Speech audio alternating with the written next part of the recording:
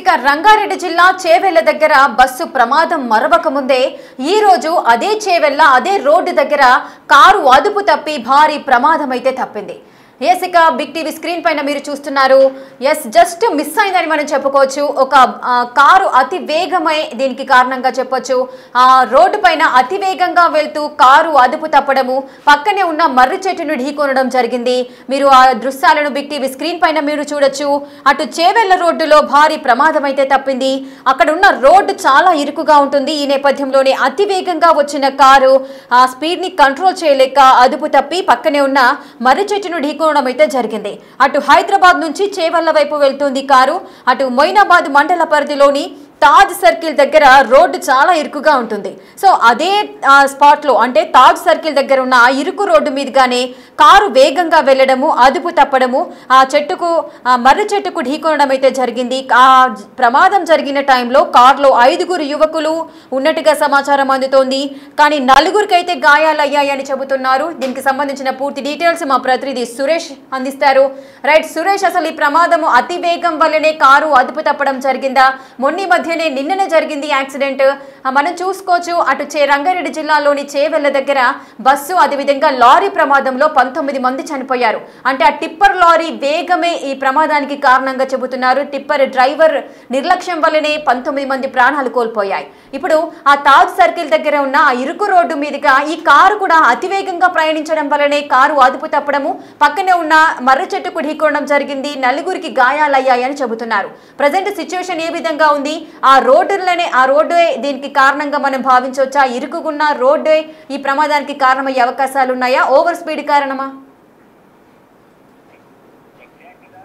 మొన్న జరిగిన ప్రమాదానికి ఇప్పుడు జరిగిన ప్రమాదానికి 30 కిలోమీటర్ల దూరము. అంటే రోడ్ అంతా ఒకటే కాబట్టి నిత్యం ఇలాంటి ప్రమాదాలు జరుగుతూనే ఉంటాయి. ఇంకా ఈ మధ్య ఫోకస్ ఎక్కువ ఉంది కాబట్టి ఈ 2 రోజుల్లోనే దాదాపు 4-5 ప్రమాదాలు మీడియాలో వార్తలు చూస్తున్నామని చెప్పేసి కూడా గ్రామస్తులు చెప్తున్నారు. కానీ మేము నిత్యం రోడ్డు ప్రమాదాలు చూస్తూనే ఉంటాము. ఎంతో మంది చనిపోతూనే ఉంటారు. 1, 2, 3 అలా రోజు ఏదో ఒక చోట, అంటే చేవెళ్ల నుంచి ఇటు వికారాబాద్ ఏదైతే కర్ణాటక బార్డర్ వరకు కూడా రోడ్డు అయితే ఉందో ఆ రోడ్డు వరకు కూడా నిత్యం ప్రమాదాలు జరుగుతూనే ఉంటాయి. ఇప్పుడు కూడా జరిగిన ప్రమాదం అలాంటి ప్రమాదమే. ఆ చెట్టుకు, ఆ రోడ్డు పక్కనే ఉన్నటువంటి చెట్టుకు అతివేగంగా కారు వచ్చి ఢీకొట్టడంతో ఆ కారులో ఉన్న 4 యువకులు కూడా తీవ్రంగా గాయపడ్డారు. మరొక వ్యక్తి సేఫ్ గా బయటపడ్డారు. గాయపడ్డ వారిని ప్రస్తుతం హాస్పిటల్ కి తరలించి వెంటనే పోలీసులు అక్కడికి చేరుకొని ట్రాఫిక్ అంతా కూడా క్లియర్ చేసి అక్కడ నుంచి ఆ కార్ ని తొలగించడం జరిగింది. కానీ ఈ రోడ్ అంతా కూడా చిన్నగా ఉండడం, 2 వైపులా కూడా చెట్లు ఉండడం, మొత్తం మూల మలుపులు ఉండడం, ఈ రోడ్డు ప్రమాదానికి కేర్ ఆఫ్ అడ్రస్ గా తాండూరు, వికారాబాద్, చేవెళ్ల రోడ్డు ఉందని చెప్పేసి కూడా గ్రామస్తులు చెప్తున్నారు. తాండూరు బంద్ కూడా ఈ రోజు పాటిస్తున్నారు. ఆ రోడ్డు వెడల్పు వెంటనే చేయాలి, ఇక మీద రోడ్డు ప్రమాదాలు జరగకుండా జాగ్రత్త చర్యలు తీసుకోవాలి, రోడ్డును విస్తరించాలి, విస్తరిస్తేనే ఈ ప్రమాదాలు జరగవు అని చెప్పేసి కూడా తాండూరు ప్రజలు మళ్ళొకసారి ఈ రోజు రోడ్డుపైకి వచ్చి ధర్నాలు చేయడం జరిగింది. తాండూరు బంద్ కూడా పాటిస్తున్నారు. ఖచ్చితంగా ఇంత పెద్ద ఇన్సిడెంట్ జరిగింది కాబట్టి కేంద్ర రాష్ట్ర ప్రభుత్వాలు చొరవ తీసుకొని ఇప్పటికైనా ఈ రోడ్డుని విస్తరించే పనులు వేగవంతం చేసి వీలైనంత త్వరగా రోడ్డుని విస్తరించాలని చెప్తున్నారు. లేదంటే ఇలాంటి మరణాలు ఇంకా చాలా చూడాల్సి వస్తుంటుంది. ఎందుకంటే ఆ రోడ్డే మృత్యువు రహదారిగా మారిపోయింది. నిత్యం ఇలాంటి ప్రమాదాలు జరుగుతూనే ఉన్నాయి. ఎంతో మంది ప్రాణాలు కోల్పోతున్నారు. ఎన్నో సంవత్సరాల క్రితం ఉన్నటువంటి రోడ్డు ఇంకా అదే రోడ్డు పైన వేల సంఖ్యలో పెరిగిన వాహనాలన్నీ కూడా ప్రయాణిస్తున్నాయి కాబట్టి నిత్యం ఇంకా ప్రమాదాలు. ఆ రోడ్డు పైన 30-40 కంటే స్పీడ్ తో వెళ్ళలేని పరిస్థితి. ఆ 30-40 స్పీడ్ తో వెళ్ళినప్పటికీ కూడా ప్రమాదాలు జరుగుతూనే ఉన్నాయని చెప్పేసి కూడా ఆవేదన వ్యక్తం చేస్తున్నారు. ప్రస్తుతం అయితే ఈ ఘటనలో 4 మళ్ళీ యువకులు గాయపడ్డారు. వారిని స్థానికంగా ఉన్న హాస్పిటల్ కి తరలించడం జరిగింది. వారికి నిలకడగా ఆరోగ్యం ఉంది, గాయాలయ్యే కానీ ప్రాణాపాయం తప్పింది అని చెప్పేసి కూడా చెప్తున్నారు. ఈ ఘటన పైన కూడా పోలీసులు కేసు నమోదు చేసి దర్యాప్తు చేశారు. మొన్న డీజీపీ నిన్న ఏదైతే ప్రమాదం జరిగినటువంటి ప్రదేశాన్ని విజిట్ చేయడం జరిగింది. మొత్తం వికారాబాద్ నుంచి అంటే తెలంగాణ పరిధిలో ఉన్నటువంటి రోడ్డునంతా కూడా ఒకసారి పూర్తిగా పరిశీలించి ఎక్కడెక్కడ డేంజర్ స్పాట్స్ ఉన్నాయి, తాత్కాలికంగా తీసుకోవాల్సిన చర్యలన్నీ కూడా తీసుకుంటామని చెప్తున్నారు. కానీ ఇప్పుడు ఈ వరుస ప్రమాదాలతో చేవెళ్ల రోడ్డుపై ప్రయాణించాలంటేనే భయపడాల్సిన పరిస్థితులు ఏర్పడ్డాయి. సురేష్, గతంలో కూడా చాలా సార్లు ఇలాంటి యాక్సిడెంట్స్ జరిగాయి, ఎంతో మంది ప్రాణాలు కోల్పోతూ ఉన్నారు. గత కొద్ది సంవత్సరాల నుంచి ఈ విధంగానే జరుగుతుంది. ఆ రోడ్డు విస్తరణను, ఆ రోడ్డుకు సంబంధించి కూడా విస్తరణ చేయాలంటూ కూడా ఎన్నో ప్రపోజల్స్ వచ్చాయి. అయినప్పటికీ కూడా అధికారులు పట్టించుకోవట్లేదు అంటూ కూడా ఈ రోజు కూడా వాళ్ళు ధర్నాలు చేస్తున్న సందర్భాలు ఉన్నాయి. మరి అధికారులు ఎందుకు ఇంత నిర్లక్ష్యంగా ఉన్నారు? గత కొన్ని సంవత్సరాలుగా ఎందుకు అక్కడ రోడ్డు విస్తరణ పనులు జరగట్లేదు?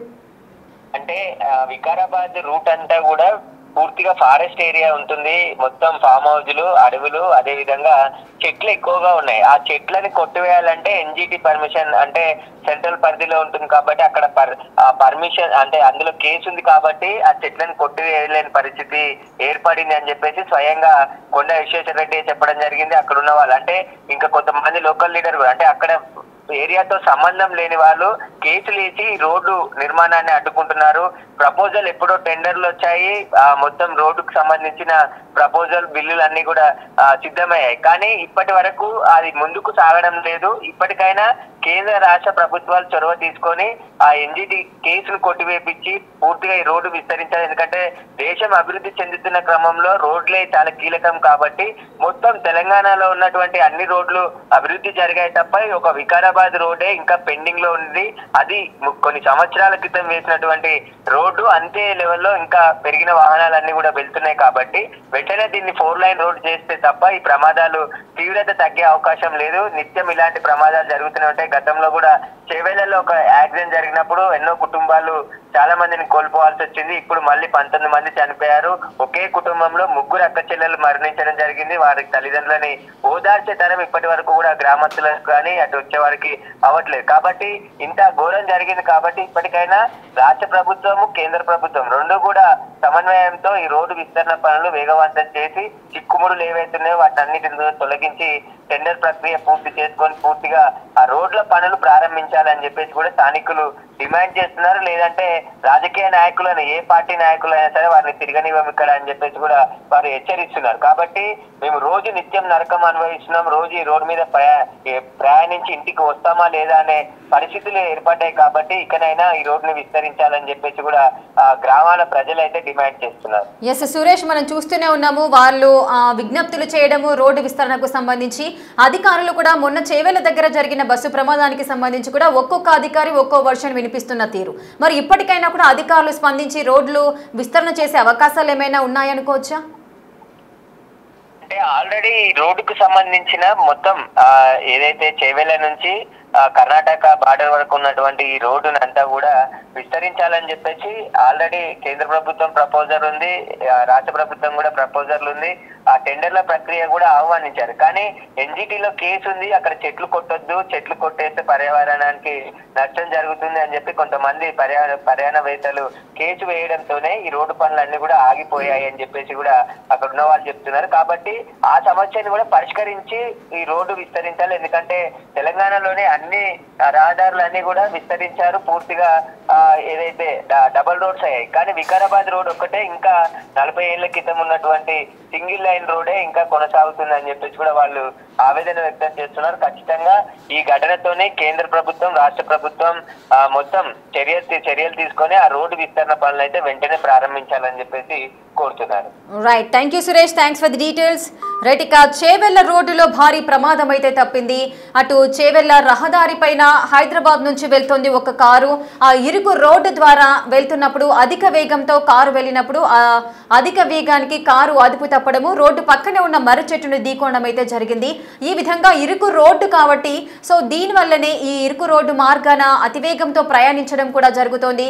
నార్మల్గా 30 నుంచి 40 కిలోమీటర్స్ వేగమే అక్కడ లిమిట్ అని చెబుతున్నారు. కానీ అంతకు మించి కూడా వేగంతో వాహనాలు ప్రయాణించడం వల్ల ఇటువంటి ప్రమాదాలు సంభవిస్తున్నాయంటూ కూడా అక్కడున్న గ్రామస్తులు చెబుతున్న పరిస్థితి. రోడ్డు విస్తరణ పనులు చేయాలి అంటూ కూడా గత కొన్ని సంవత్సరాలుగా వారు విజ్ఞప్తులు చేస్తున్నాము. అయినప్పటికీ కూడా అధికారులు ఎవరు పట్టించుకోవట్లేదంటూ కూడా చేవెళ్ల దగ్గర ఉన్న గ్రామస్తులంతా వాపోతున్నారు. మరి దీనికి సంబంధించి అధికారులు ఎటువంటి చర్యలు తీసుకుంటారు అనేది చూడాలి.